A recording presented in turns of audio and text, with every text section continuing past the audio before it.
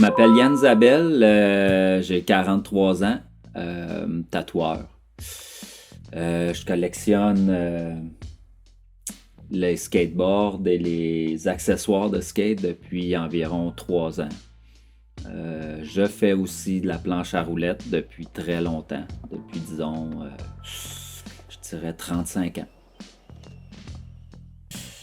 Comment j'ai commencé à collectionner, c'est un peu... c'est dur à replacer, je pense, dans le temps. Je suis allé chez un gars, peut-être vous connaissez, voyons, Alain Bergeron. Ouais, puis c'est ça, il m'a fait faire le tour de son appart, il m'a montré, il a ouvert les bacs, tout, puis au début, j'étais comme, si bol, hein, c'est un peu freak son affaire, ramasser autant de planches, tu sais, accumuler tout ça, puis... il a commencé à me montrer sa collection. Ça m'a quand même vraiment impressionné de revoir des skates de mon époque. Fait que déjà là, il y a un intérêt qui s'est manifesté. Puis je pense un peu en même temps, Sébastien Tessier, un de mes bons amis d'enfance, il a commencé à s'intéresser aussi à ça. Puis on s'est mis à en parler. Puis fait que je pense que c'est un peu un mélange de contacts, de nouveaux contacts, puis un peu de nostalgie de l'époque et de discussions répétées avec Sébastien. Je pense que l'intérêt vient de là, en tout cas. J'ai commencé quand exactement, c'est dur à dire, c'est un peu dans, dans ce temps-là. Depuis le début que j'ai commencé à collectionner, ma collection a pris plusieurs directions. C'est-à-dire qu'au début, je collectionnais pratiquement ce que je pouvais trouver, tu sais, qui était accessible. Avec les coups de chance et les opportunités, ma collection a pris une autre direction. Puis à un moment donné, je me suis aligné sur une série de Rob Roscoe. Dans le fond, une série de 5. C'est des cibles. Puis, je sais pas si c'est un coup de chance ou de quoi, mais j'ai réussi à compléter cette première série-là. Je peux dire une thématique, c'est pas mal toutes les skates que Jim Phillips a dessinées et surtout les Roscoe. Fait que, dans le fond, j'ai comme commencé avec une série de Roscoe, les Target, puis ensuite j'ai accumulé les autres de Roscoe, dont la Ugly Face et la Face 2. Puis j'en ai une préférée, et c'est justement la Roscoe Face 2 qui est dans l'escalier là. Fait que ouais, on parlait de Jim Phillips, un artiste qui a fait beaucoup dans l'art du skateboard. C'est-à-dire qu'il a dessiné, il a fait beaucoup de design pour justement des roues, les skates, des affiches, des annonces. Il a participé un peu à tout. Puis moi, en tant que tatoueur, il n'y a pas seulement le côté historique ou nostalgique de la chose. Il y a quand même beaucoup le côté artistique des différentes époques du skate aussi. Mais pour moi, Jim Phillips a été quand même quelqu'un d'assez... c'est une inspiration. C'est quelqu'un que j'adore son style, que je vais puiser des idées dans ses dessins. Et puis, fait que oui, pour moi, c'est très important le côté art qui s'y est associé au skateboard. Fait que, ça, c'est un des skates que j'ai couru longtemps après. Ça a été long avant que je puisse tomber dessus. C'est un artiste que j'adore, qui est nouvellement tatoueur aussi. Tallboy, de son surnom. C'est un style que j'adore. Fait que, il y a une partie au début de ma collection qui était beaucoup enlignée sur ce style-là. Fait que j'adore le graphique quand même simple, mais éclatant. Il y a beaucoup de couleurs. C'est beau. c'est sûr que collectionner, il y a un coût à ça. Il y a beaucoup de... Dans le fond, la tarification est un peu aléatoire, je veux dire, pour un skate. Je veux dire, ça dépend de la demande, tu sais. Tu peux regarder le site une journée, puis il va y avoir plusieurs personnes qui vont chercher le même skate. Fait que le skate va prendre beaucoup de valeur de cette façon-là. Fait que le plus cher que j'ai payé pour un skate, je crois que c'est 900$ canadiens. Et des poussières là, dans ces coins-là, mais c'est vraiment quelque chose qui s'était passé impulsivement. Donc c'est pas dans mes habitudes d'investir autant pour une seule planche, mais ouais, ce coup-là, ça faisait un petit bout que je le cherchais et que je le trouvais pas nulle part et j'ai sauté sur l'occasion.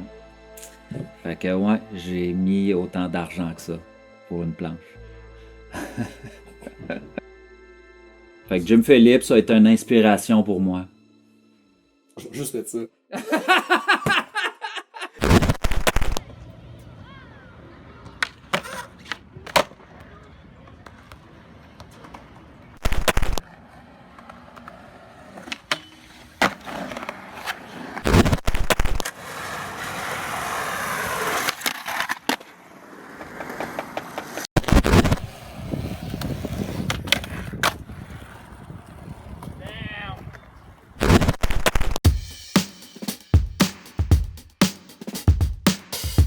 Mon nom, c'est Zachary Morin. Puis ça fait environ 5-6 ans là, que je fais du skate, là, puis j'ai 16 ans. La première fois là, que je fais du skate, c'est avec un skate que j'ai eu en cadeau de ma marraine. Donc ça fait là, très longtemps, environ 10 ans. Je ne l'avais pas utilisé avant que j'ai rencontré Alain à Tachereau. Donc j'ai rencontré Alain à Tachereau là, il y a environ 6 ans. Puis c'est là que j'ai commencé là, vraiment à faire du skateboard. Moi, ça fait très longtemps là, que je fais des cours de skate, puis j'ai même vu les débuts là, du grip, donc c'est sûr que la naissance du grip dans le sous-sol de l'église, puis tous les modules que ça changeait tout le temps, puis l'amélioration, puis à un moment donné même le changement jusqu'à l'étage de l'église, donc encore plus grand, encore plus beau, encore plus parfait. Là. C'est vraiment là, la meilleure place au monde, le grip.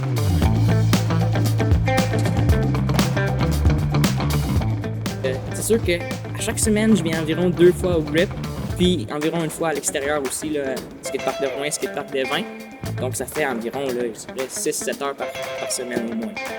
Fait que le grip, là, vraiment, j'adore ça. Là. J'adore l'ambiance qu'il y a au grip. J'adore les gens qui sont ici, c'est tous des gens qui sont super gentils, puis qui vont comme t'aider à améliorer tes trucs.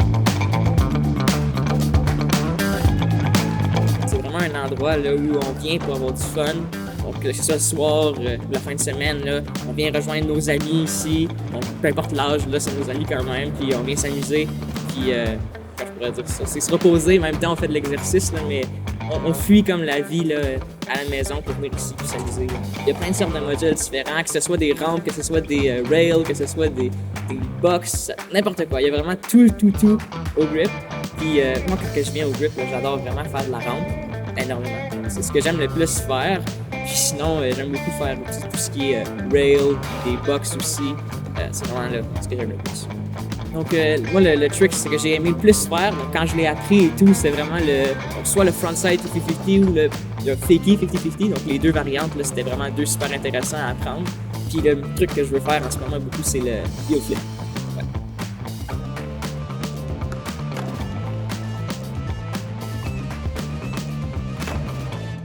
La compétition régionale de skate là, ici là, en Abitibi-Témiscamingue, là, c'était super le fun, avec plusieurs étapes aussi, donc les qualifs, puis la finale, puis c'était super intéressant là, de faire ça. Donc la compétition de style jam, j'ai vraiment aimé ça, parce que ça nous permettait de préparer nos trucs à l'avance avant les compétitions qui étaient espacées là, d'environ 1 mois. Donc ça, j'adorais ça, là, le fait de pouvoir se pratiquer avant, puis développer des nouveaux trucs un peu avant de venir les faire à la compétition. Puis c'est super le fun la compétition, là, on a eu bien du plaisir à faire ça. L'étape que j'ai le plus préférée à la compétition, c'est la 3e étape. Donc celle à Amos, là, c'est celle qui s'est le mieux passée pour moi. Puis surtout c'est le skateboard que j'aime vraiment beaucoup, celui d'Amos. Donc c'était ma préférée, ouais.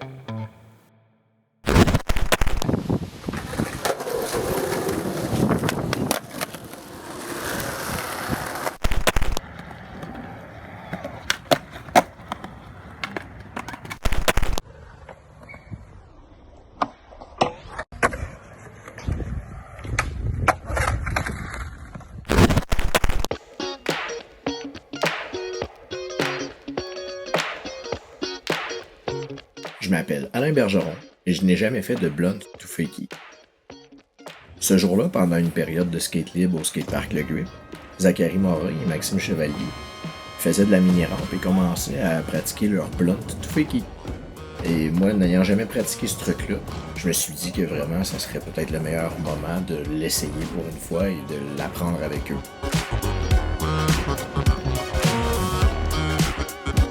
Après quelques essais, je dirais quelques minutes à peine, Maxime a réussi à lander son premier blunt to fakie. Donc après ça, il était vraiment plus en mesure de nous aider puis de nous conseiller dans notre positionnement pour réussir de notre côté aussi. Blunt to fakie, c'est un truc qui fait un peu peur parce que dans le fond, premièrement, on revient de reculons. On peut accrocher notre trucks d'en avant sur le camping, sur le tuyau de fer, et ce qui fait qu'on tombe de tout notre poids dans la rampe. Ça, ou bien parce qu'on peut atterrir notre pied à l'avant si on a peur de mettre nos deux pieds dessus, ce qui a été mon problème pendant plusieurs tentatives. Et souvent, dans ce cas-là, la planche, avec tout l'élan qu'on vient de lui donner, vient nous cogner sur le côté de la cheville, et ça, c'est très douloureux. Ce qui est le fun en skate, justement, c'est quand on apprend un truc ensemble comme ça, on peut se partager les conseils ou des petits trucs qu'on vient d'apprendre chacun de notre côté, donc ça va plus vite pour tout le monde pour la fin. Mais finalement, grâce aux conseils de Maxime et aux encouragements de Zachary et tous les gens qui étaient présents là, pendant la période de skate libre, j'ai réussi à lander mon premier blunt to fakie. Et Zachary et Maxime ont réussi tous les deux aussi pour la première fois ce jour-là, donc une autre journée très satisfaisante et mission accomplie.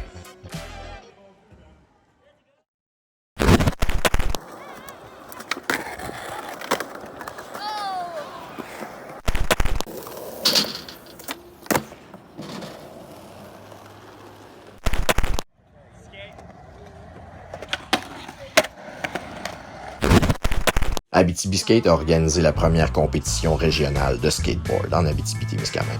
Il y avait 4 étapes en tout où les skaters pouvaient accumuler des points qui leur permettaient de participer à la grande finale.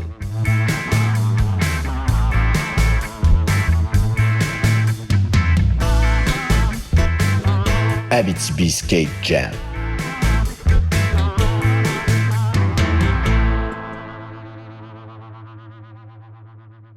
Salut tout le monde, on est au skatepark à la Sarre. C'est pour vous dire qu'il y a une modification là aujourd'hui.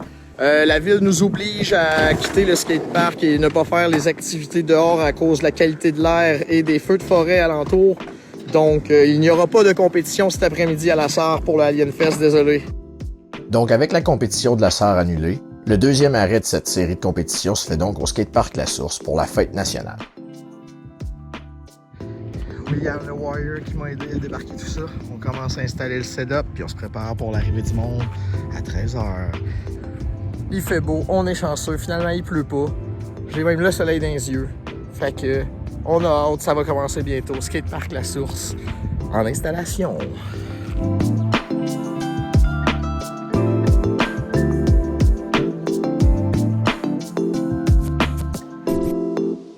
La période d'inscription et la signature des décharges se fait sur place pendant l'arrivée des participants. Les critères d'évaluation sont l'utilisation de l'espace, la variété des manœuvres et la difficulté des manœuvres effectuées. Allô? Ça va? Fait chaud, hein? Ça va? Ah, ça va? Fait chaud? Ouais, mais c'est une belle journée. Ouais?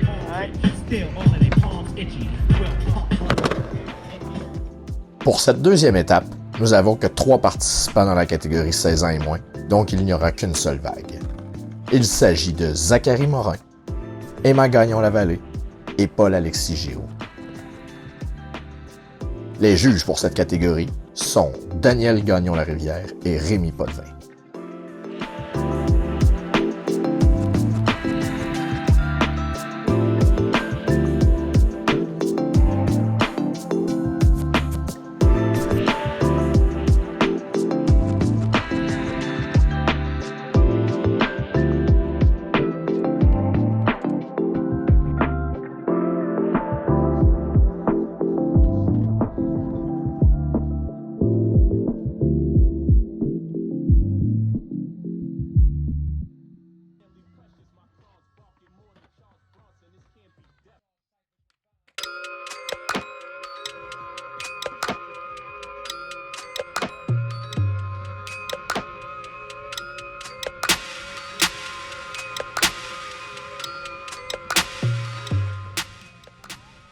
Comme à chaque compétition de ce circuit, une période de pratique a lieu après la performance de la catégorie 16 ans et moins.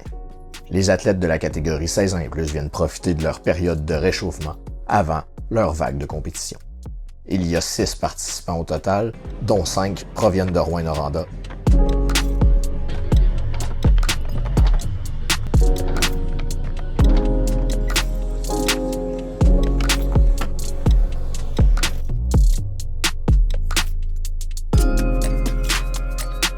Nous allons donc commencer la catégorie 16 ans et plus avec la première vague. Il s'agit de Tim Gélina, Loïc Corvec et Élie Jacob Turmel. 3 gars de Rouyn, justement.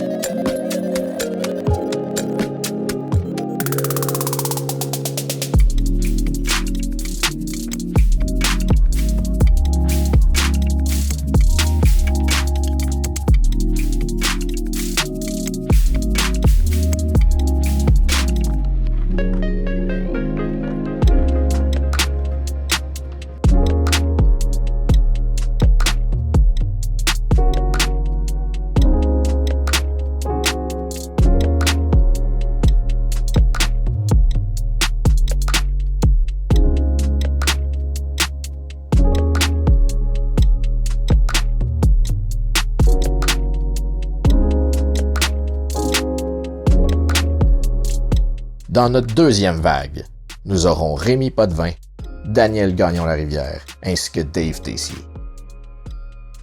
Et c'est parti!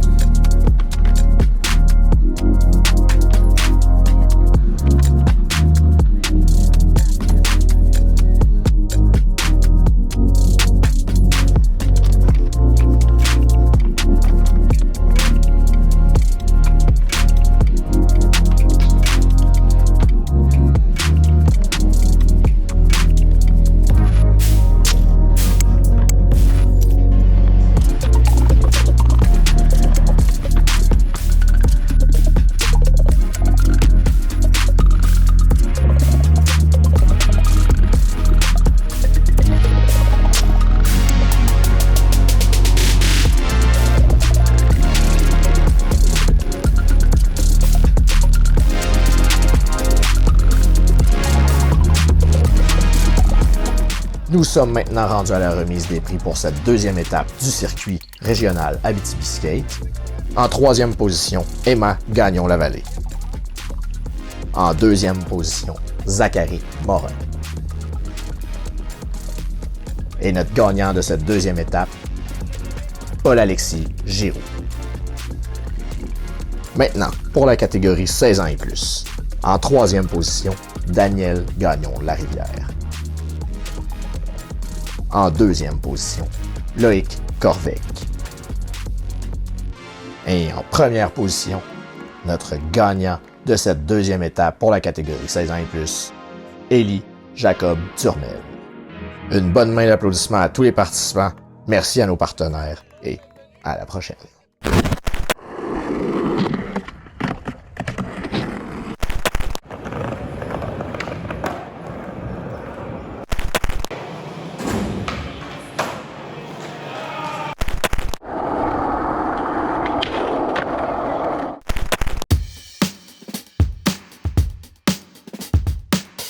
Bon, je m'appelle Jonathan Lemieux. Je fais de la planche depuis que j'ai 11 ans. J'ai présentement 36 ans. Écoute, moi, ça a commencé. J'avais un ami, dans le fond, à Saint-Mathieu, où je restais quand j'étais plus jeune. Puis en avant de chez eux, il y avait une fille qui nous gardait quand on était plus jeune. Que elle, son chum, faisait du skate. Puis ce gars-là faisait du skate de Menzel, faisait des hard flips, je me rappelle. Puis c'était un gars de la Sarre, dans le fond. Je pense que c'était Garneau, son nom. Puis écoute, il faisait des hard flips dans la rue en avant d'où on est, où mon chum restait. Puis honnêtement, on trouvait ça débile. On a acheté nos premiers boards en 6e année, quand on avait maintenant à peu près 11 ans.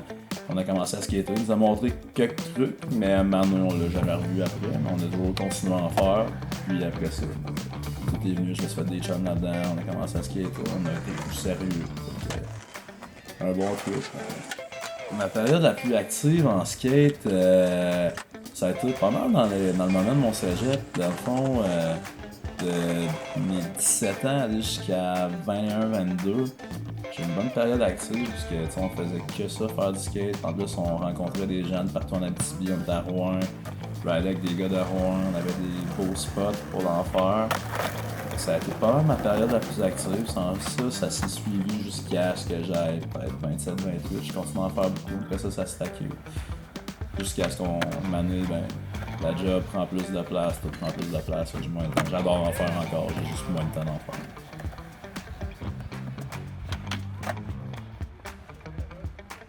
Grosse influence, quand j'étais plus jeune, localement, je vais toujours me rappeler, j'avais Pascal Coulombe qui faisait du skate à Amos que je trouvais débile, puis qui était une bonne influence, qui est devenu un bon pote à moi aussi avec le temps. Sans ça, dans les pros, influence, j'ai eu Chris Cole. J'ai beaucoup trippé sur Mark Appleyard, le style de ride qu'il faisait. Bastien Salabanzi que j'adorais. En fait, pratiquement tout le team de flip que j'adorais. Sans ça, Zero, là, j'avais tous les films de A à Z que j'ai toujours écoutés. Écoute, l'influence, ça pas mal autour de ça, je te dirais. Là. Les tricks que j'ai toujours aimé faire, je dirais Nollie Backside Flip, qui est un classique. Je suis rendu à 36 ans, je skate beaucoup moins, mais je vais toujours réussir à la faire. J'ai toujours adoré le faire aussi, avec toutes les sauces. Mais le trick que j'aurais voulu faire, j'aurais toujours voulu faire kickflip ou frontside blunt, maintenant, ça va être un truc que j'aurais adoré faire. J'adore le style de ce truc-là. Je l'ai fait en frontside blunt, mais sans kickflip. Un kickflip frontside blunt, je pense que c'était quoi. Bon, skateur préférant d'Abitibi, présentement, je dirais Kama, c'est un des parcs que j'aime beaucoup aller rider. Dans mes moins préférés, je te dirais Val-d'Or. Val-d'Or est définitivement le parc le moins attrayant maintenant. Tout le monde est rendu avec des beaux parcs en béton, tandis que Val-d'Or, c'est encore une surface de roulement asphalte, magané en plus. Des modules en béton, mais déjà passé date. Je pense que c'est Val-d'Or pas mal de pire parcs en ce moment.